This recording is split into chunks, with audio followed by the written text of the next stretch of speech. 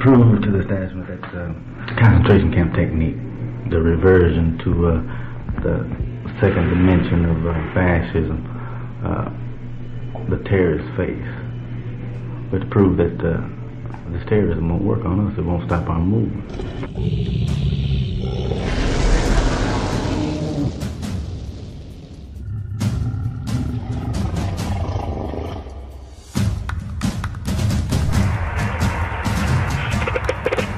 The BGF oath, Weusi Gaidi Jama, that means Black Guerrilla Family. If I should break my stride or falter at my comrade's side, this oath shall kill me. If my words should prove untrue, should I betray the chosen few, this oath shall kill me. Should I submit to greed or lust, should I betray the people's trust, this oath shall kill me. Should I grow lax in discipline, in time of strife refuse my hand, this oath shall kill me. Should I fear any man or be slow to take a stand, this oath shall kill me. Long live the spirit of George Lester Jackson and the guerrillas of Black August, Weusi Gaidi Jama.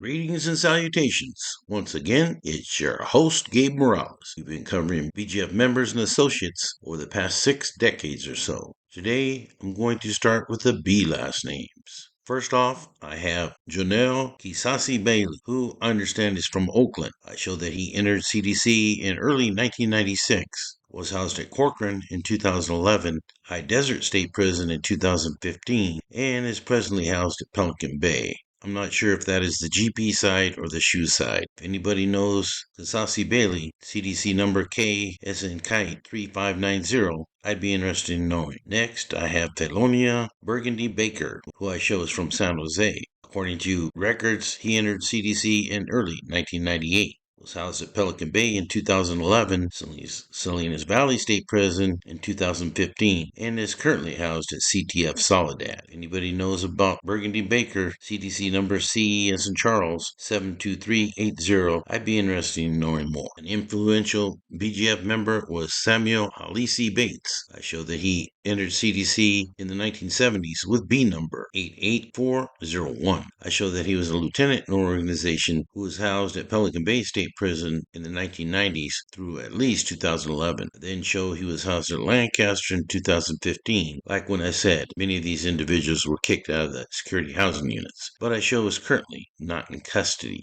There was an Anthony Tone Bean, who I understand is out of Sacramento. I show that he entered CDC in the summer of 1981. CDC number C is in Charles 33800.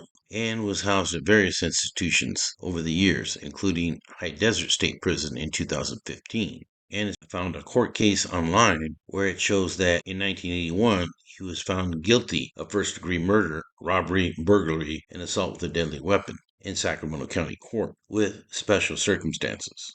In January of 2024, court documents cite that Bean appealed his case. However, the court found that it was not reasonable that the defendant could have received a better outcome had the trial proceeded to review the record of conviction in his case, and the court denied his appeal. Bean is presently housed at Solano. There was Eddie Cocobel.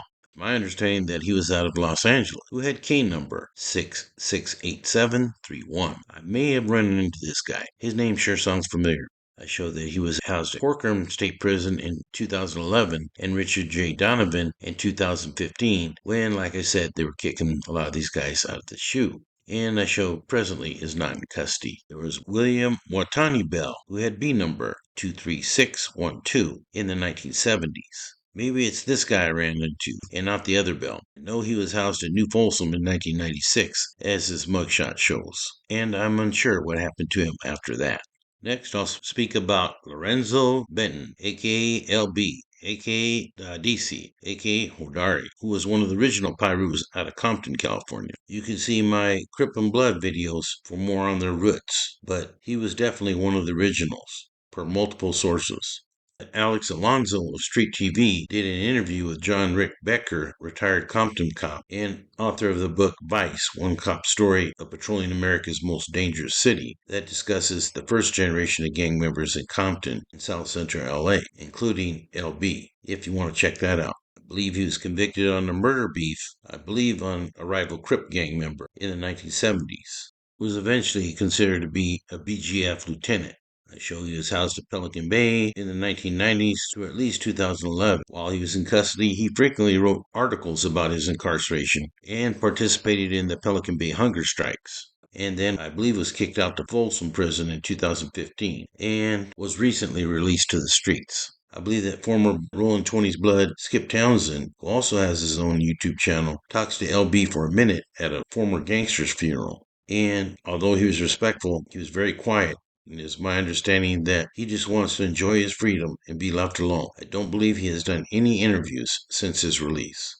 I didn't mention it in my intro video nor in my follow-up intro due to lack of time, but it is alleged that George Jackson's liberal lawyer, Steve Bingham, was a sympathizer of the BGF, thus could be considered an associate. I also believe that he needs mentioning since that incident was so serious. According to my research, one day he came with a black female legal assistant named Vanita Anderson, who intended to visit George with Bingham on that fateful day. Bingham was later considered of concealing a pistol and a tape recorder and smuggling it to Jackson while he visited him when Jackson was housed in San Quentin's adjustment center for the killing of the Soledad officer.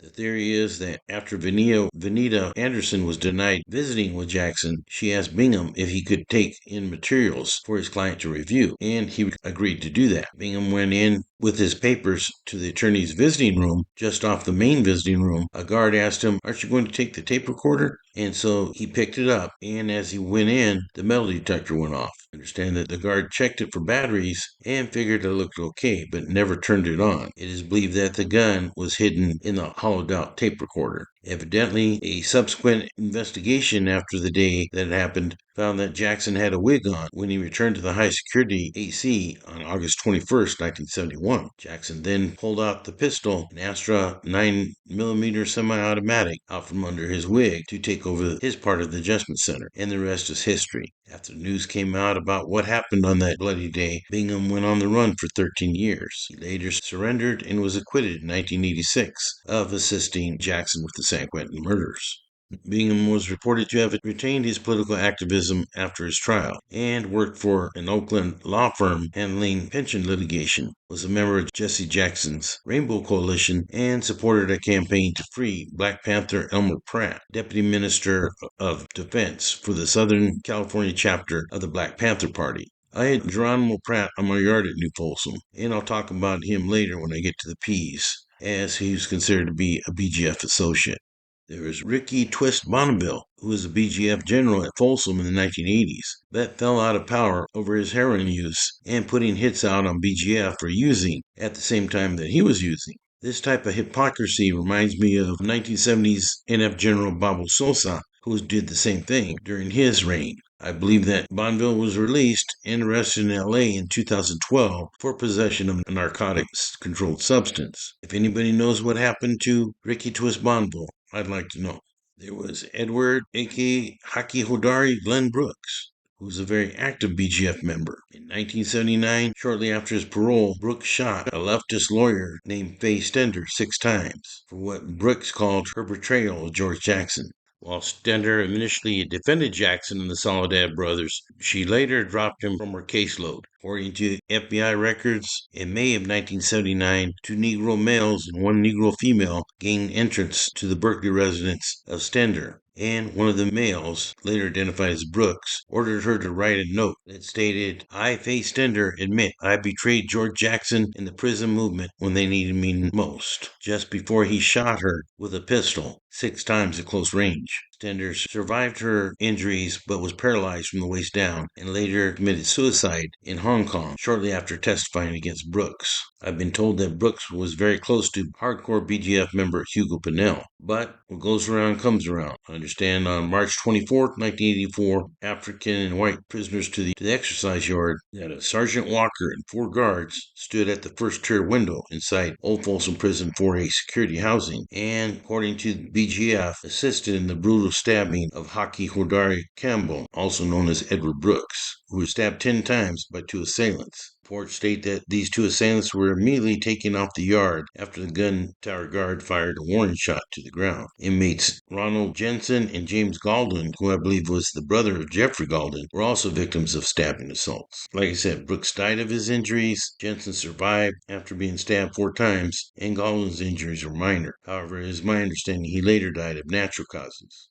Another individual who is said to have been present during this time was inmate Jeffrey Milo Burks, aka Hazim Mutakim. CDC number B as in Bravo 64401 was out of Los Angeles. Show that he entered CDC in April 1975. In March of 1984, he was accused, along with Mitchell Celestine, of attacking inmates Edward Brooks, Ronald Jensen, and James Galden. Burks states he was playing basketball with Mitchell Celestine. Burks states that guards lied in their testimony and tampered with physical evidence. On September 3rd, 1987, both Burks and Celestine were convicted for the murder of Brooks, a murder that, according to them, 2 others had confessed to committing, and states that both of these individuals claimed that Burks was factually innocent of the assault crimes. Burks then appealed his case against him in May 2006 and filed a petition for writ of habeas corpus in Superior Court, and that they were convicted by a white male-dominated jury, while being represented by court-appointed attorneys, also known as public defenders, who proved to be ineffective in this case. But in July 2006, the court denied the petition, finding that the petitioner had not provided adequate justification for a delay in filing his petition. In other words, he didn't meet time constraints. I show that Burks was later housed at Calipatria in the year 2016 and is presently housed at Valley State Prison. Like I said, I won't talk in this series a lot about the Maryland branch of the BGF, but I need to note that it traces its roots to Eric Brown, who is characterized as being a very charismatic convict locked up at the Metropolitan Transition Center, aka the Baltimore Jail, in the late 2000s, when he wrote the Black Book, Empowering Black Families and Communities. Brown then distributed hundreds of copies of his revolutionary manifesto to inmates in the prison system. He stated that the book was meant to empower and uplift inmates, to impose discipline among them, and keep the lid on violence behind bars. It is stated that he was so successful that he didn't just recruit new members, but even collected endorsements from a former FBI agent as well as a Baltimore mayor candidate. I'll talk a little bit more about Eric Brown when I get to Ray Olivas, who is said to have gotten authorization from the California BGF to stamp the Maryland branch. Next, I'll talk about El Raider Browning. I believe he also went by Haisimu. He may have had an older brother named Stephen Browning, CDC number A as in Alpha 88517, who was listed as being a BGF leader at CTF Soledad in the 1970s. His crime partner was none other than James Doc Holliday, a well-known BGF general during the 1970s. And these 2 individuals helped establish the BGF in the federal BOP system. I mentioned earlier that there were 2 branches of the BGF. One of them was the Black Entrepreneurial Network, or Ben faction. And Browning and Holliday were considered to be the founders of that movement. Unlike the revolutionary branch, they believed that it was okay to distribute and sell drugs, as long as it helped later lead to the revolution. I guess citing Malcolm X's statement, by any means necessary, or at least that's the logic that was used. Browning was a well-known Denver Lane Bloods gang member, and most of his organization was formed from Blood gang members, as well as a few scattered Crips. He also used family members like his brother Rodney and his common-law wife Hazel Douglas in his organization. Together, the group formed a multi-million-dollar business stretching from LA to Kansas City and Detroit. They grew rich and still helped donate to Marxist-Maoist organizations, but kept most of the proceeds for themselves. During the investigation to their network, law enforcement authorities were dealt a surprise blow. They found out that Browning's people had been tipped off that the cops were after them. Evidently, an investigation found that the leak came from Drug Enforcement Agency agents, also known as the DEA. Not only had these guys tipped off Browning and Holliday's people, but they were connected to large thefts of cocaine and heroin from DA evidence lockers, and they sold that dope back to the bad guys. Like I've said in several videos, it's unfortunate, but there are some corrupt cops, but I don't believe that's the majority. According to prison gang expert Richard Valdemar, a LA Sheriff's Department surveillance team scrambled to form arrest teams before the suspects could disappear with the evidence and large suitcases of cash. Even though the targets were warned that the cops were coming, authorities seized over 15 pounds of crack and powdered cocaine and over $250,000 in cash, 10 high-end vehicles, and more than $13 million in real estate property and bank accounts were seized for forfeiture. After the bust, investigators Rufus Downs and my colleague Richard Valdemar were given an award for their work in bringing down the drug trafficking organization during their work called Operation Stingray way back in 1987. Now, Raider Browning was given a life sentence and is currently 69 years old, being housed at USP Beaumont in Texas. And lastly, today, I'll talk about longtime BGF General Daryl Burnett, aka Ifeoma Modibo Kambone, who is from LA. I believe he was convicted of a murder back in the 1970s and was given B number as in Bravo 60892, to show that he was housed at DVI in the mid-1970s and was housed at various institutions until he ended up at Pelican Bay, where he remained for many years and was a frequent contributor to prisoners' rights publications and websites. Understand that after he was kicked out, he was housed at Corcoran Sadif, was the substance abuse treatment facility, in 2015, and then he was moved to Old Folsom, where he's been housed the last few years. And that's all I have for the B last names. I hope you enjoyed this episode and that you continue watching and supporting this channel. Now, this is Gabe Morales signing off for gangsters, cops, and politicians.